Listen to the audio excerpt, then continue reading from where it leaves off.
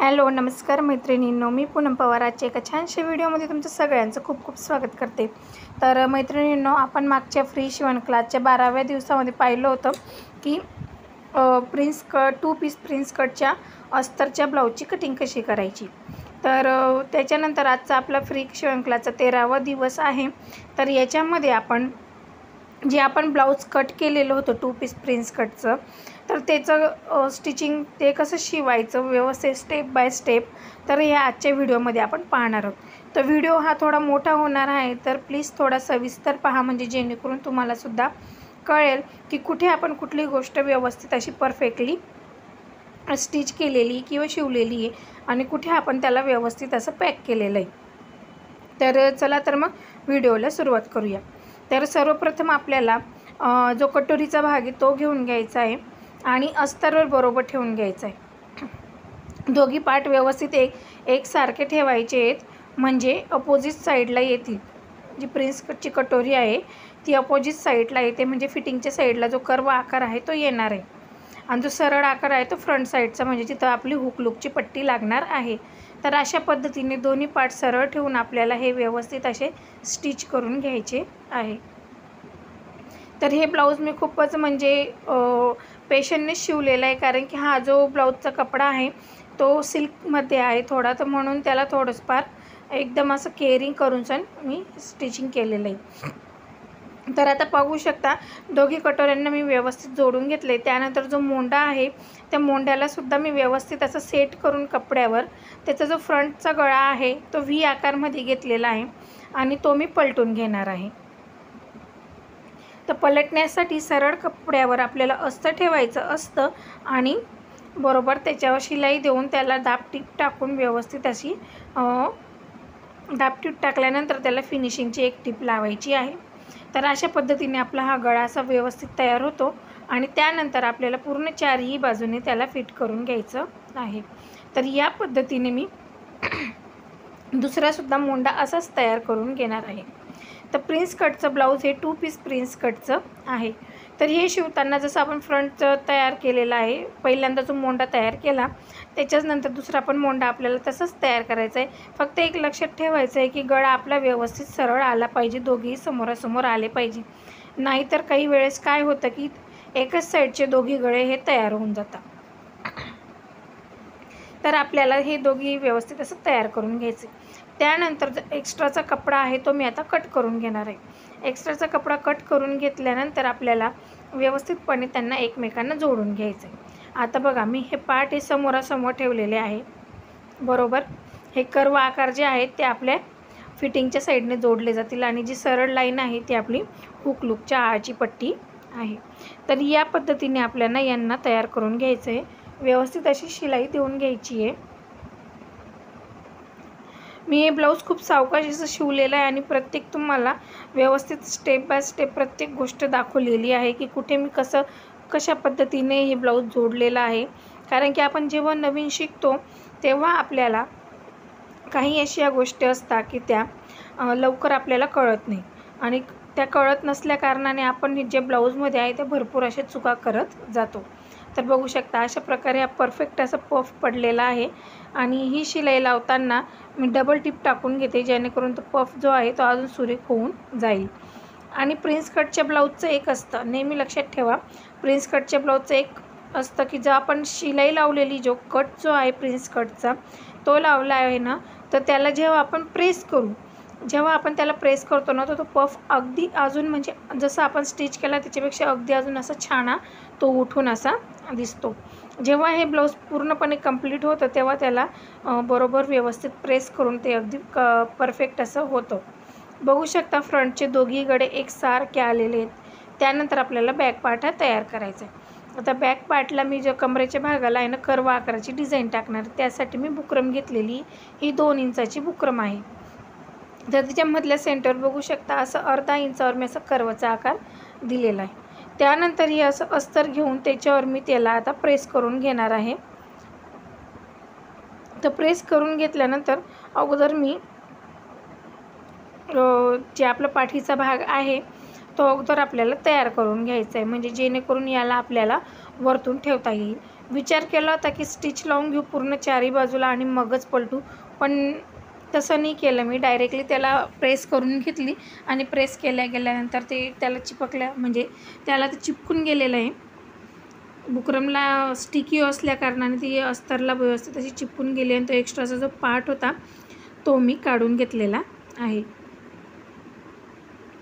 तर माझी कैचीसुद्धा व्यवस्थित चालत नव्हती, कारण की भरपूर दिवस झाले तिच्यासोबत कामच झालेलं नव्हतं. तर त्यामुळे आता कैचीलासुद्धा मला व्यवस्थित अशी धार लावून घ्यावी लागेल. तर बघू शकता, अगोदर आपल्याला पाठीचा भाग जो आहे तो तयार करायचा आहे. तर बॅक साईडसाठी अस्तर आणि आपलं मेन फॅब्रिक, अस्तर आणि मेन फॅब्रिक दोघी घेतलेले आहेत. अगोदर आपल्याला गळा मार्किंग करून घ्यायचं आहे. तर 2.25 इंचावर मी गळा मार्किंग केलेलं आहे आणि पूर्ण उंची बघा 16 आहे. तर 1 इंच खालून शिलाई मार्जिन सोडून बरोबर मी असं मार्किंग करून 11 इंचावर एक गळा मार्किंग केलेला आहे. खाली बॉटमला 3 इंच घेतलेला आहे आणि या प्रकारे असा डीप आकार हा देऊन घेतलेला आहे. तर आपला हा डीप गळा असा तयार होणार आहे. तर पाहू शकता, तर थोडासा खालचा आकार मी अजून वाढवलेला आहे, कारण की तो छान असा डीप आला पाहिजे. तर बघू शकता, आता हा जो आहे तो मी डायरेक्ट गळा पलटणार आहे. तर लक्षपूर्वक बघा की मी जो सरळ खालचं जे आपलं ब्लाऊज पीस होतं, तर ब्लाऊज पीसवर मी अस्तर ठेवलेलं आहे सरळ आणि बरोबर जो गळ्याचा आकार ड्रॉ केलेला आहे त्याला बरोबर असं एक जी शिलाई आहे ती टाकून घेतली आणि त्यानंतर बरोबर कट्स लावून घेतलं आणि कट्स लावल्या गेल्यानंतर त्याला मी एक दाब टीप टाकलेली अस्तरच्या साईडने पूर्णपणे. तुम्ही इथं लक्षपूर्वक बघा की मी जे बॅक साईडला म्हणजे कमरेच्या साईडला मी शिलाई टाकलेली नाही आहे, बरोबर ना. तर बघू शकता मी त्याला पलटून घेतलेला आहे गळा आणि थोडीशी प्रेस फिरवून घेतलेली, कारण की जो कोणे होते ते मोकळे होऊन जातात. मग त्याच्यावर एक लहान टीप घेऊन मी त्याला एक फिनिशिंगची टीप देऊन घेतलेली आहे, जेणेकरून जो गळा आहे तो अगदी छान असा फिनिशिंगने बसतो. त्यानंतर आपल्याला शिलाईची टीप मोठी करायची आणि पूर्ण चारही बाजूंनी आपल्याला अस्तर आणि मेन फॅब्रिक हे पॅक करून घ्यायचं आहे. आता हे पॅक झाल्यानंतर आपल्याला जो एक्स्ट्राचा जो कपडा आहे तो कटिंग करून घ्यायचा आहे. एक्स्ट्राचा कपडा कटिंग करून घेतल्यानंतर जो आपलं मधलं सेंटर होतं गळ्याचं तो काढायचा आहे. तिथं मी अगोदर कट लावून घेते एक, बघा असं कट लावून घ्यायचं आहे आणि जो आपण जी डिझाईन तयार केलेली बरोबर त्याचं मधलं सेंटर तिथं ठेवायचं आहे आणि बरोबर अगोदर मी अर्ध्यापासून इकडे लावून घेते शिलाई, जेणेकरून जो आपला जो सेंटर आहे तो हलणार नाही.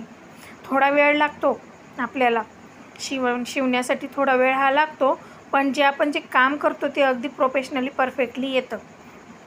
तर पाहू शकता या पद्धतीने मी पहिल्यांदा अर्ध्यापासून इकडं अगोदर एक शिलाई लावून घेत आहे.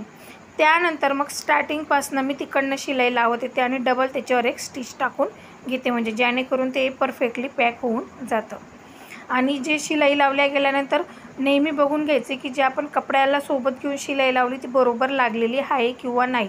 नाहीतर काय होतं, मग परत ती शिलाई काढावी लागते, परत टाकावी लागते. अशाने आपलं जे ब्लाऊज आहे ते खराब होतं.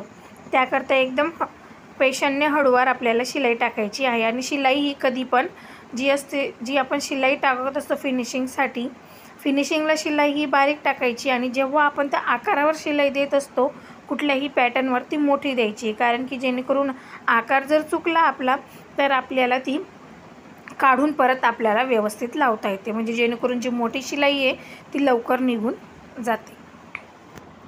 तर या पद्धतीने मी पूर्ण शिलाई लावून घेणार आहे आणि शिलाई लावल्यानंतर एक्स्ट्राचा कपडा कट करून घ्यायचा आहे. एक्स्ट्राचा कपडा कट झाल्यानंतर जो कर्व आकार आहे तिथं आपल्याला व्यवस्थित कट लावायचे. आता हे कट प्रत्येक वेळेस लावणे आवश्यक आहे, कारण की हे कट लावल्याशिवाय जो आपला मेन आकार आहे तो आपल्याला मिळणार नाही. तर कट लावल्या गेल्यानंतर यालासुद्धा मी अस्तरच्या याच्यावर एक दाब टीप देणार आहे. लक्षपूर्वक बघा, मी याचं जे एक्स्ट्राचा पार्ट आहे तो कट करून घेतल्यानंतर याला मी एक दाब टीप देणार आहे. दाब टीप अशा कारणाने देणार आहे की जेव्हा मी याला पलटणार आहे तेव्हा जी मला फिनिशिंग हवी आहे ती अगदी प्रोफेशनली मला परफेक्ट मिळणार आहे. आपण घरगुती टेलर असतो, बरोबर ना. तर मग आपल्याला या छोटे छोटे पॉईंट्स आणि छोट्या छोट्या गोष्टींची खूप अशी दक्षता घ्यावी लागते, जेणेकरून कस्टमर आपल्याकडे पुन्हा आकर्षित होतं आणि ते आपल्याकडे ब्लाऊज हे नवीन परत आपल्याकडे स्टिच करायला शिवण्यासाठी टाकतं. मोठ्या टेलरांचं कसं असतं, ते प्रोफेशनली तर असताच, शिवायला प्रोफेशनली तर ते असताच, पण त्यांच्या प्रत्येक गोष्टींमध्ये त्यांनी ओव्हरलॉक वगैरे केलेलंच असतं. तर आपल्याकडे ते नसतं, त्यामुळे आपण ह्या गोष्टींकडे लक्ष देऊन आपलं जे कस्टमर आहे आपण ते आकर्षित करू शकतो. तर या पद्धतीने व्यवस्थित असे कट्स लावून घ्यायचे.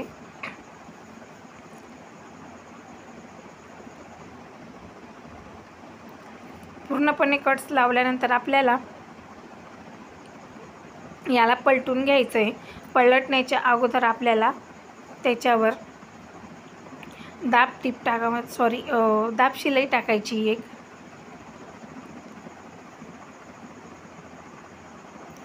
मी हे तुम्हाला इतकं हळूवार याच्यासाठी दाखवते की जेणेकरून तुम्हाला समजलं पाहिजे की अशा वेळेत जर तुम्ही शिलाई करत असणार तर ते कशा पद्धतीने केली पाहिजे. आणि बघू शकता ही जी बुकरम आहे ती खूप हार्ड आहे. तुम्ही हे डायरेक्टली पलटूनसुद्धा ही डिझाईन करू शकणार होते, कारण की आपण हे बिना बुकरमचीसुद्धा करू शकतो. पण बुकरम लावून का केलेली आहे, कारण की हा जो पाठीचा जो भाग आहे तो उचकणार नाही. पाठ जी आपली मागून उचकते ती उचकणार नाही. ती पाठीला कमरेला अगदी व्यवस्थित फिनिशिंगने परफेक्टली बसणार आहे, कारण की बुकरम ही हार्ड असते. म्हणून ती जी ना फिनिशिंग पण त्याची छान येणार आहे. आणि जो कमरेला जो तिचा सपोर्ट असतो तो व्यवस्थित बसणार आहे कपड्याला धरून. म्हणून आपलं जे घातल्यावर जे आहे ते मागून आपलं ब्लाऊज हे उचकणार नाही. आणि इथं तुमच्या लक्षात आलं असेल की मी टक्स टाकलेले नाही आहेत अजून. तर तुम्हाला वाटत असेल की अगोदर टक्स टाकायला हवे होते, मगच बुकरम लावायला पाहिजे होती. तर त्याचं पण एक कारण सांगते मी पुढे तुम्हाला. आता बघा, आता मी याच्यावर दाबटीप देते. आता दाबटीप देताना जो कर्व आकार आहे तिथंसुद्धा आपल्याला व्यवस्थित फिनिशिंगने दाबटीप ही द्यायची आहे. जसा कर्व आकार आहे त्याच पद्धतीने आपल्याला ही फिनिशिंगने द्यायची आहे. तर अशा पद्धतीने आपल्याला व्यवस्थित असं करून घ्यायचं आहे, जेणेकरून जे आपण जे पलटणार आहोत, जी पाठीला जी डिझाईन आहे जी पलटणार आहोत ती अगदी सुरेख आणि छान अशी दिसणार आहे.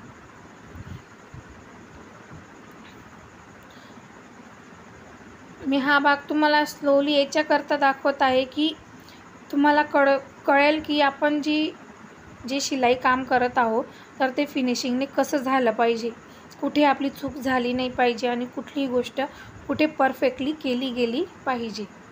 आता बघा, हिला आपल्याला असं पलटून घ्यायचं आहे.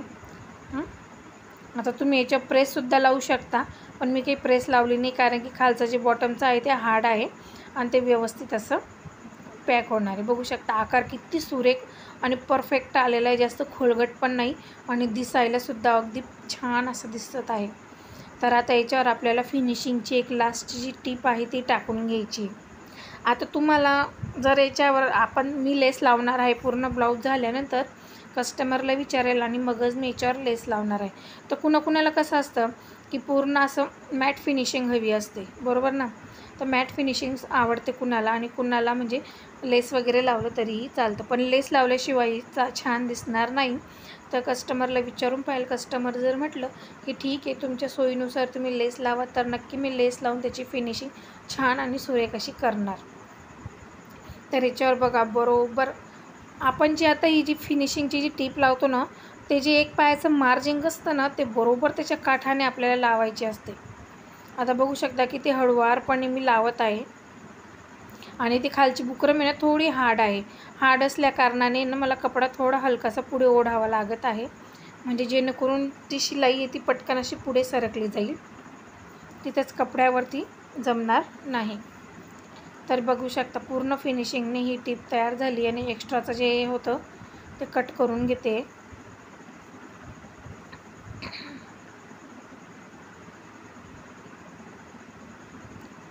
बघू शकता एकदम छान असं झालेलं आहे. आता हे जे आपलं मध्ये असं वाळलं जाणार आहे, आता मी याला आहे ना स्पेशल याच्यावर एक टीप टाकून घेते, जेणेकरून जो अस्तरचा जो कपडा आहे तो बाहेर निघणार नाही आणि मला तुरपाई करायलासुद्धा सोपं जाईल.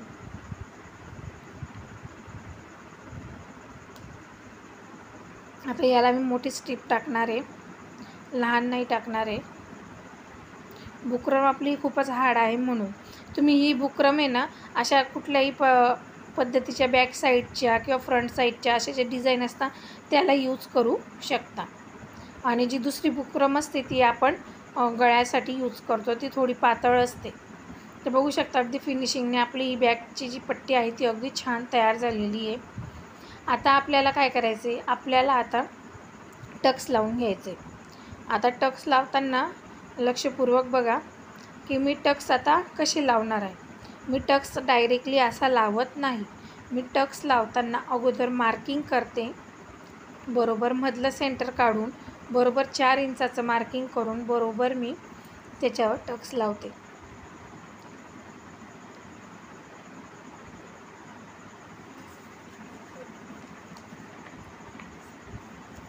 तर आपल्याला असं मधलं सेंटर काढून घ्यायचं आहे आणि व्यवस्थित आपल्याला याच्यावर असा टक्स लावायचा आहे.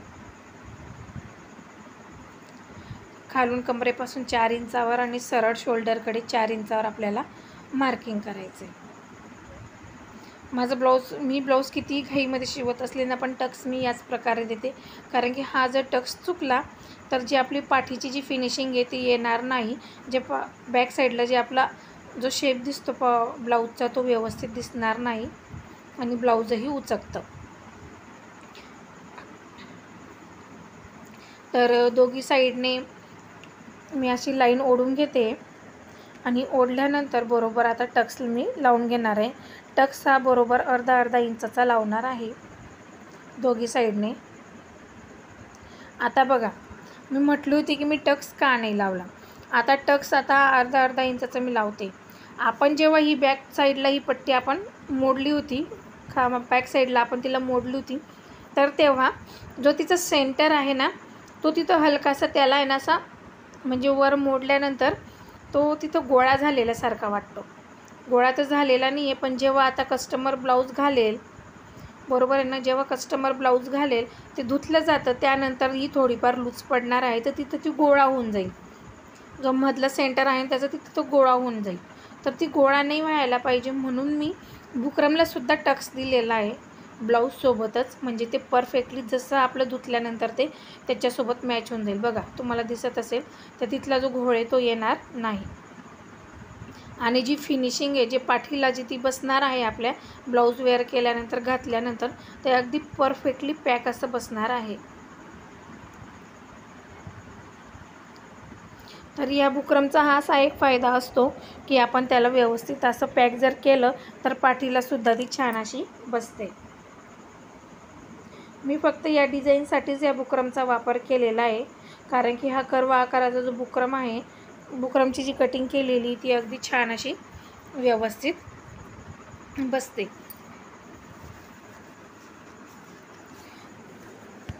तर हा व्हिडिओ तर खूप मोठा झालेला आहे, पूर्ण म्हणजे म्हणू शकणार की तुम्ही अर्धा तासाचा हा व्हिडिओ आहे. तुम्ही जर स्किप न करता जर पाहिला तर तो ब्लाऊजमध्ये मी काय काय प्रकारे कशी फिनिशिंग दिली ती तुम्हाला नक्की कळणार आहे. तेव्हा कुठेही तुम्ही स्किप करू नका, कारण की तुमच्यासाठी हा व्हिडिओ बनवलेला असतो, खूप मेहनतीने बनवलेला असतो, खूप वेळ लागतो. नाहीतर ब्लाऊज जर शिवायला बसलं तर ब्लाऊज शिवायला बसलं का 1 तासाचं हे ब्लाऊज असतं शिवायला. पण व्हिडिओ शूट करणं आणि तुमच्यासाठी हा प्रॉपरली व्हिडिओ बनवून तुम्हाला तुम्हाला तुमच्यासोबत शेअर करणं, याच्यामध्ये ब्लाऊज शिवायला बरोबर असं जे ब्लाऊज आहे ते शिवायला बरोबर 1.5 तास लागतो, म्हणजे अर्धा तास जास्त लागतो. कारण की परफेक्टली अँगलमध्ये तुम्हाला ते शूट करून दाखवायचं आणि परफेक्ट कुठली गोष्ट कुठं जोडलेली, कशी जोडलेली हे दाखवण्यासाठी वेळ तर लागतोच. तर प्लीज व्हिडिओ स्किप करून नका बघू, की जेणेकरून तुम्हाला कळणार नाही. तर पूर्ण व्हिडिओ शेवटपर्यंत पहा. तर आता बघू शकता एकदम फिनिशिंगने आपला जो पाठीचा भाग आहे तो तयार झालेला आहे. त्यानंतर आता बाहीची मी तयार करून घेणार आहे. तर बाहीचे पार्टसुद्धा जो फ्रंटला होता तो फ्रंटचं कट लावून घेणार आहे आणि सेंटरचा जो कट आहे तो सुद्धा मी लावून घेणार आहे अस्तरला. आणि मेन फॅब्रिक जे आहे, म्हणजे जे ब्लाऊजचं बाही जी आहे मेन फॅब्रिकची, तिलासुद्धा मी कट लावून घेणार आहे. तर या पद्धतीने आपल्याला बाहीचं नेहमीप्रमाणे जशी आपण बाही जोडतो तशीच जोडायची. पण या बाहीमध्ये काय आहे, आता बघू शकता खालच्या साईडने असं वर्क केलेलं दिसतंय तुम्हाला, बरोबर ना, अशी कर्व आकाराची डिझाईन आहे खालून. तर त्या डिझाईननुसार जर शिवायचं म्हटलं आपल्याला तर आपण शिवू शकतो. पण जे जो वर्क केलेला जो धागा आहे तो आपला चालला जाईल, बरोबर आहे. तो वर्क केलेला धागा आपल्याला दिसणार नाही. तर याला बघू शकता बॅक कलरचा जो आहे ना, तर कॅन असतं ना आपलं, सॉरी कॅन नाही, लॅक्रा फ्युजिंग म्हणता, तशा प्रकारचं ते काहीतरी असं कपड्याचं असतं, ते अस्तरच्या प्रमाणेच असतं. ते त्याला आहे ना पेस्ट केलेलं असतं, जेणेकरून त्याच्यावर जो धाग्याने वर्क केलेला आहे ना, तो वर्क असं छान असं फिनिशिंगने बसतं.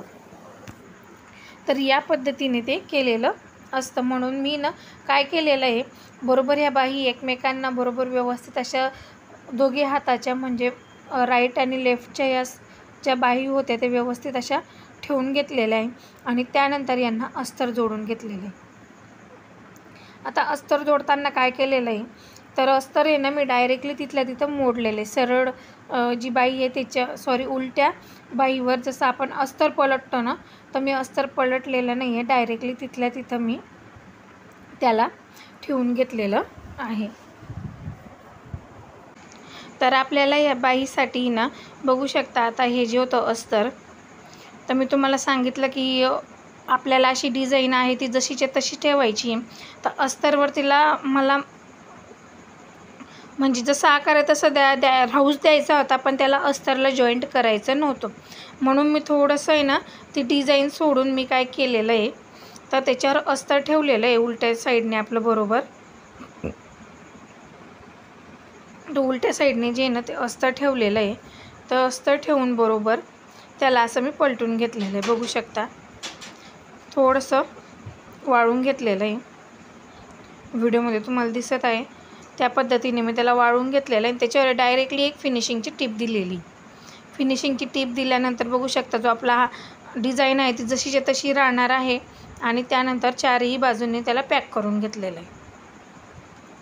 तर बाई जी नेहमी जोडतो तशीच जोडायची आपल्याला, कुठेही तिला काही करायचं नाही आहे. फक्त काही अशा डिझाईन्स असतात आणि कपडा हा नॉर्मली छान असल्या कारणाने त्याला अगोदरच म्हणजे अस्तरसारखा जो लॅक्रा फ्युजिंगचा जो कपडा होता तो होता, म्हणून मी तिथं अस्तर नसलं बी थोडंफार तर काही वाटत नव्हतं. तर दुसरंसुद्धा मी याच पद्धतीने करून घेतलेली बाई, तिला पण अशीच फिनिशिंगने पूर्णपणे तयार करून घेतलेली आहे, बघू शकता तुम्ही.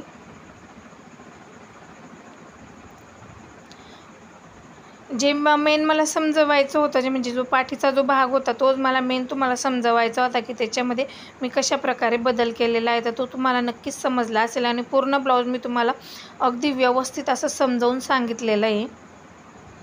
आणि एक्स्ट्राचा जो पार्ट होता ते सगळं कटिंग करून घ्यायचं आहे दोघी यांचं. आणि जे थोडंसं दिसत होतं ते पण मी ब्लॅक कलरचा जो होता कपडा तोसुद्धा कट करून घेतला आहे, अशी फिनिशिंग दिली. आता त्यानंतर आपल्याला याचेवाले जो फ्रंट भाग होता त्याला आळहुकची पट्टी लावून घ्यायची आहे. नेहमीप्रमाणे जशी आपण आळहुकची पट्टी लावतो त्याच पद्धतीने आपल्याला ती पट्टी लावून घ्यायची. बघू शकता मी प्रत्येक गोष्ट तुमच्यासोबत शेअर केलेली, कुठेही मी तिला स्किप केलेलं नाही आहे. जसंच्या तसा व्हिडिओ मी तुमच्यासोबत शेअर केलेला आहे की मी पट्ट्या कशा प्रकारे काढलेल्या आहे, कशा प्रकारे लावलेल्या आहेत, सर्व गोष्टी मी तुमच्यासोबत शेअर केलेल्या आहे की कुणीही पूर्ण इतकं डिटेली शेअर करत नाही. कुठे ना कुठे तेच थोडंफार स्किप करून त्या तुमच्यासोबत शेअर केलेलं असतं. तर माझे जे व्हिडिओ असतात ते पूर्णपणे तंतोतंत तुमच्यासोबत कुठेही एडिट न होता डायरेक्टली शेअर झालेले असतं, मी जसं ब्लाऊज शिवते तसं. आणि हे जे मी ब्लाऊज शिवते ना तर कस्टमरलासुद्धा अगदी छान असं परफेक्टली येतं, तेव्हाच कस्टमरसुद्धा आपल्याकडे परत ब्लाऊज घेऊन येतं. तर पाहू शकता तुम्ही असं सुंदर असं आपलं हे ब्लाऊज असं तयार झालेलं आहे.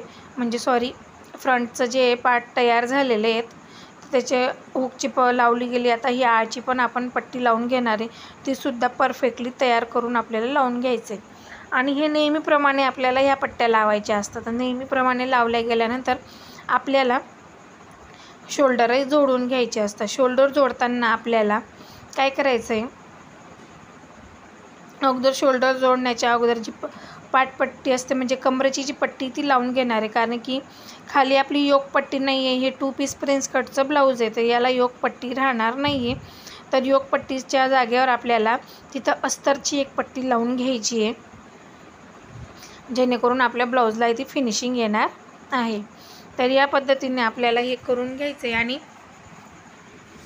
जेव्हा ती पट्टी लावणार आहोत आपण तेव्हा ती पट्टी लावताना आहे ना नंतरून त्याला आहे ना हात शिलाई करायची, म्हणून आपल्याला मोठी शिलाई घालायची असते. म्हणजे 5 नंबरची टीप घालायची, जेणेकरून ती हात शिलाई केल्यानंतर किंवा तुरपाई केल्यानंतर आपल्याला ती काढायला ती सोपी जाते.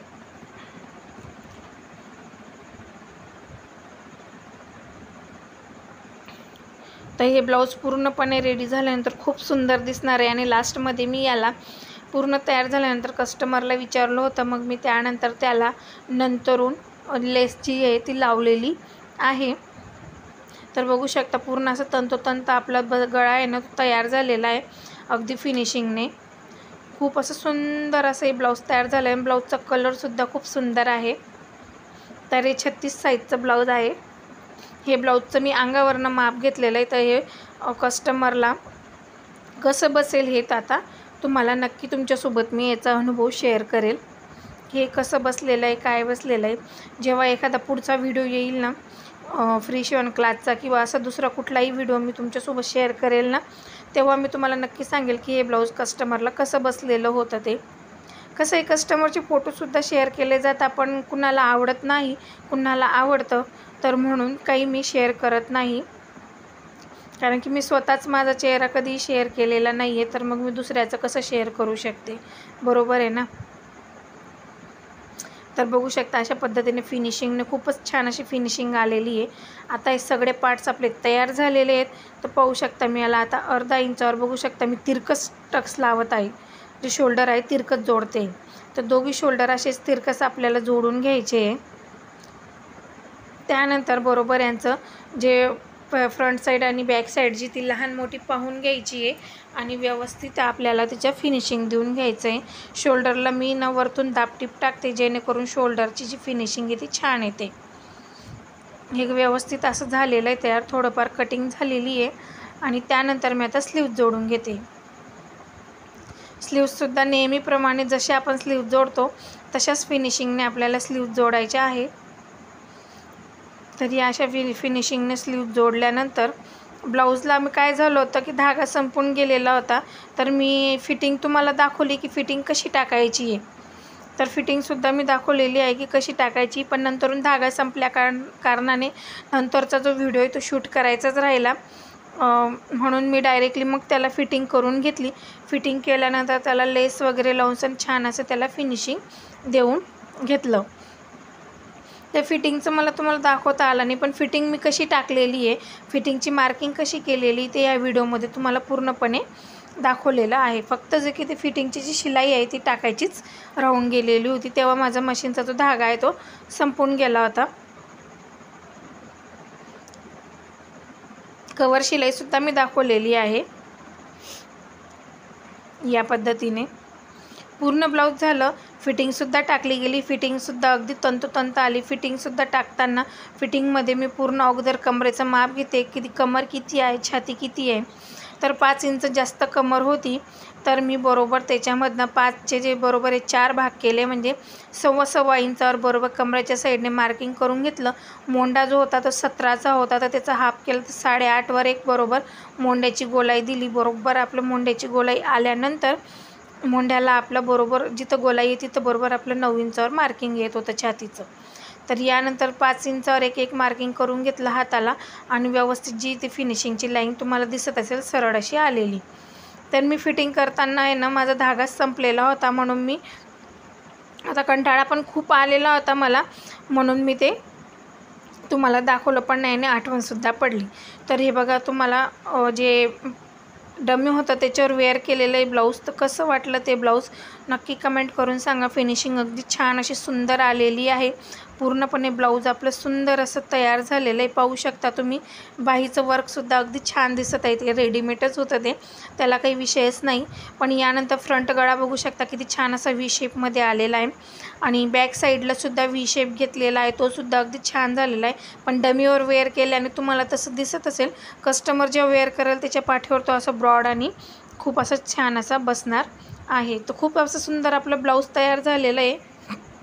उंची वगैरे अगदी छान बसलेली ब्लाऊजची. पाहू शकता तुम्ही किती सुंदर आपलं ब्लाऊज तयार झालेलं आहे. तर तुम्हाला कसा वाटला आजचा व्हिडिओ नक्की लाईक शेअर कमेंट करून सांगा. चॅनलवर नवीन असणार तर चॅनलला नक्की सबस्क्राईब करा. भेटूया पुढच्या व्हिडिओमध्ये. Bye bye.